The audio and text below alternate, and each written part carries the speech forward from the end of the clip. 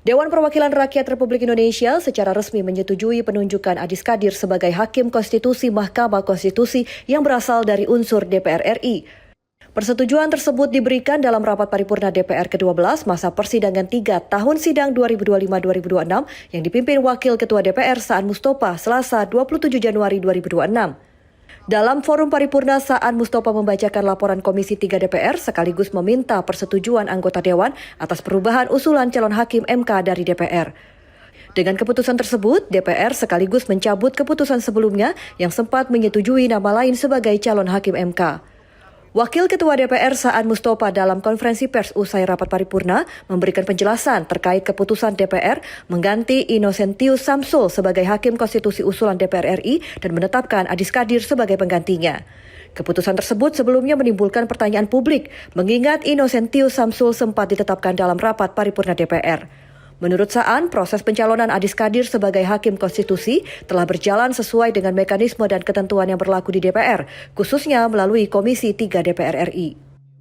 Terkait dengan pencalonan Pak Adis menjadi Hakim Konstitusi, itu memang sudah berproses di Komisi 3. Sudah berproses di Komisi 3 dan mekanisme terkait dengan pencalonan di Komisi 3 juga sudah berjalan, dilakukan fit and proper test dan juga memang sudah ditetapkan. Jadi memang sudah menjalani semua mekanisme yang sesuai dengan ketentuan yang berlaku.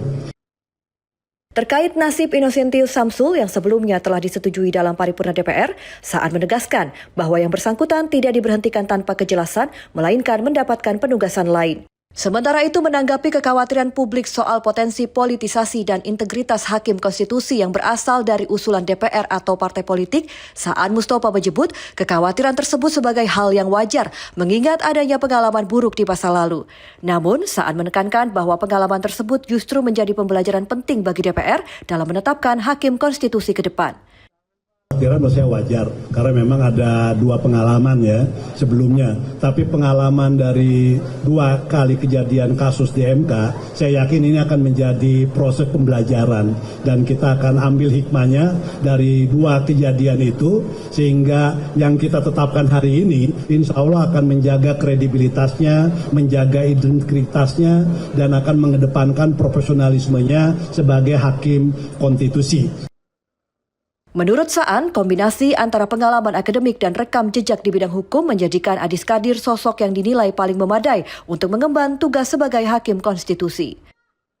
Pak Adis profesor hukum, doktor hukum, dan memang menjalani di bidang akademiknya itu memang di hukum dan di DPR juga di Komisi 3. Jadi pimpinan dari mulai masuk sudah menjadi anggota Komisi 3 dan pimpinan Komisi 3. Dari sisi pengalaman, track record akademik, saya yakin Pak Adis sangat memadai untuk menjadi Hakim Konstitusi.